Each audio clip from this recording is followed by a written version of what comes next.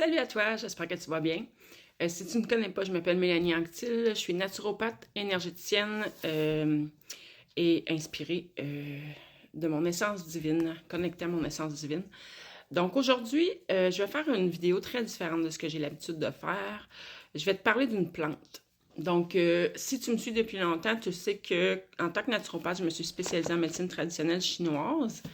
Et je vais te parler aujourd'hui du romarin. Qu'est-ce que le romarin peut faire pour toi? Première des choses, on est l'hiver.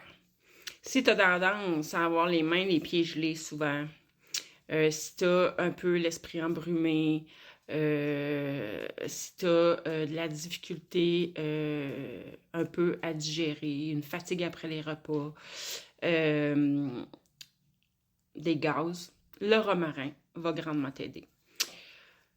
Tu peux le prendre en tisane, tu peux le prendre en teinture mère, tu peux le prendre évidemment aussi, j'imagine, en capsule. Tu peux le mettre, le romarin, si tu aimes son goût dans ta nourriture, le plus possible. Le romarin est de nature chaude. Qu'est-ce que ça veut dire en médecine chinoise? En fait, ici, ce que je vais t'expliquer, c'est que ton système digestif a besoin de chaleur pour bien faire son travail de digestion, de transformation de la nourriture et de distribuer à ton corps tous les nutriments dont il a besoin. Donc, en hiver, à la base, ton système digestif, si tu lui donnes du froid, ça se peut que tu aies des difficultés. Et là, quand je parle de difficultés, c'est pas nécessairement là, des gros maux de ventre, ça peut être tout simplement des ballonnements, comme j'ai dit, une fatigue après les repas. Quand ton système digestif là, manque de yang, quand il n'y a plus de chaleur, ça peut même aller à une importante prise de poids que tu n'es plus capable de perdre. Donc, tu veux pas ça. De nos jours, hein, on veut pas ça. Donc, voilà, le romarin, comme je te dis, il agit rapidement. Donc, juste avant le repas ou juste après le repas, tu pourrais le prendre en tisane et ou quand tu as les mains, les pieds gelés, tu te fais une bonne tisane ou une bonne décoction. La différence entre tisane et décoction, c'est simple. La tisane, c'est que tu laisses infuser, on va dire à peu près 5 minutes. La décoction, c'est que ça peut être bouilli, mais pas nécessairement. Il y a des décoctions froides aussi. Les froides, par contre, tu laisses tremper toute la nuit, on va dire. Mais moi, je te suggère de le prendre chaud, étant donné que l'objectif ici est de réchauffer.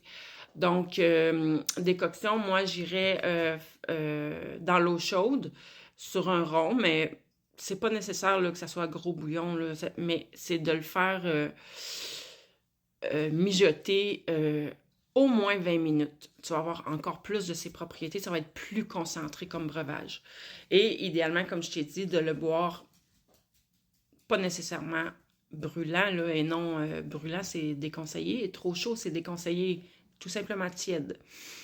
Donc, ça va aider grandement tout ton système digestif, ça va te ramener, parce que le romarin aide à repartir les circulations sanguines. Donc, amène le sang jusqu'au bout de tes extrémités. Donc, les mains, les pieds, le cerveau.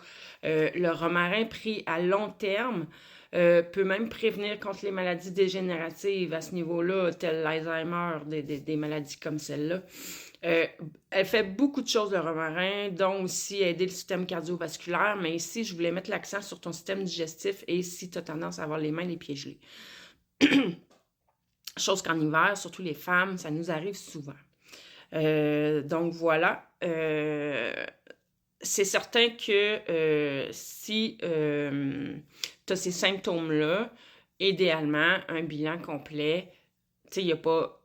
Oui, le romarin va t'aider beaucoup, mais le romarin va nourrir le yang, mais de façon rapide, mais pas en profondeur. Donc, si, à la base, tu as un vide de yang au niveau de ton système digestif, au niveau de l'énergie du rein, là, tu comprends rien de ce que je dis, là, mais ça reste que le résultat fait que, justement, tu vas avoir les mains, les pieds gelés, une mauvaise digestion, plein d'autres problématiques associées à tout ça. Mauvaise assimilation, tu peux pas assimiler les nutriments puisque ton système digestif est même pas capable de rendre les nutriments là où ton corps en a besoin. Donc là, ça prendrait d'autres plantes pour vraiment les nourrir en profondeur le yang pour que ce soit bon à long terme parce que là, avec le romarin, ça va agir à court terme. Ça le nourrira pas en profondeur, ça va plus comme genre donner un coup de fouet, une aide comme Right now, maintenant, c'est ça qu'on veut. Ça peut même aider, comme j'ai dit, à ta concentration, à ta vision. Au niveau du système nerveux aussi, ben, on le redit, augmente l'acuité intellectuelle. Là, je suis dans mon livre parce que je ne retiens pas tout. Pour les gens qui ont tendance à faire des maux de tête, des migraines, ça peut aider.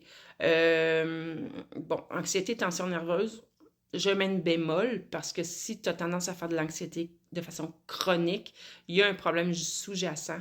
Et le problème sous-jacent, souvent, dans plusieurs des cas que je rencontre, c'est un problème de chaleur. Au contraire, c'est pas un vide de yang.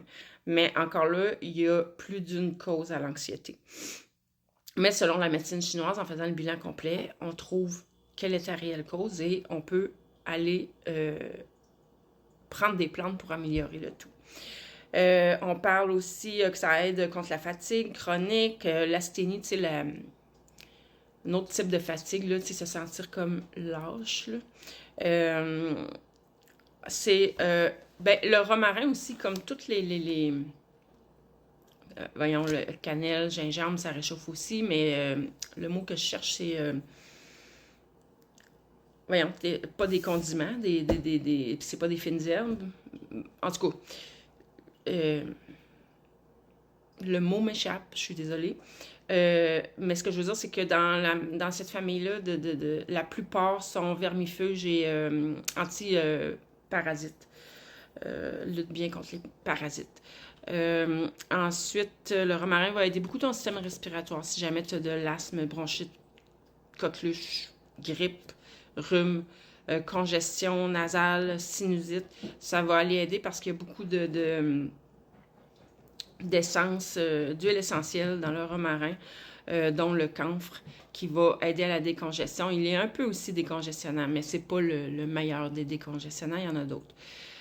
Donc voilà, ça peut même aider gingivite, maux de gorge, mais à ce moment-là, c'est plus d'aller en gargarisme, des choses comme ça. Il y a des façons différentes de le prendre aussi selon la problématique. Mais comme je t'ai dit au début, moi, je voulais axer sur le système digestif. Et parlant de système digestif, je ne mettrai jamais assez l'emphase sur le fait qu'en hiver, tu dois manger chaud tiède, cuit, jamais cru. Ou le moins possible, mais idéalement jamais cru. Comme les fruits c'est fait pour rafraîchir le corps. Donc en hiver, idéalement, mets tes fruits dans tes tisanes si tu veux leurs vitamines. Ensuite, pour le système digestif, ben c'est ça. En gros, c'est de ne pas jamais aller le refroidir. Idéalement, jamais. Mais je comprends qu'en été... Puis encore là, ça dépend de sa constitution. Si t'es une personne qui a beaucoup de yang, ben là, tu peux te permettre du cru. Mais si t'as plus tendance à avoir froid, que t'es plus yin, là, à ce moment-là, c'est vraiment important d'axer sur le cuit, manger tiède, jamais froid. Donc, smoothie et compagnie, tout ce qui est cru. Je comprends là, le côté du cru, de garder toutes les vitamines, les minéraux, je le comprends très bien. Mais pour ton système digestif, c'est la mort. Puis ça t'amène tellement d'autres problèmes que à un moment donné, si ton système digestif est plus capable de faire son travail, comme je t'ai mentionné, t'auras beau manger cru, puis t'auras beau même prendre des suppléments de vitamines et de minéraux, mais si ton système digestif n'est pas capable de les gérer, de les mener aux bons endroits dans ton corps ne sera pas nourri comme il faut. Et en plus, il ne sera pas capable de rejeter ce qui doit être rejeté. Si tu me comprends bien, c'est pas dur de faire l'équation que on ne veut pas ça. Donc, voilà pour ma petite chronique d'aujourd'hui. Chronique, c'est pas une chronique, mais... ma petite bulle d'aujourd'hui, je vais vraiment essayer à l'avenir de faire plus régulièrement des petites capsules comme ça sur des plantes en particulier, puis qu'est-ce que ça peut t'amener comme bienfait. Là-dessus, je te souhaite une belle fin de journée.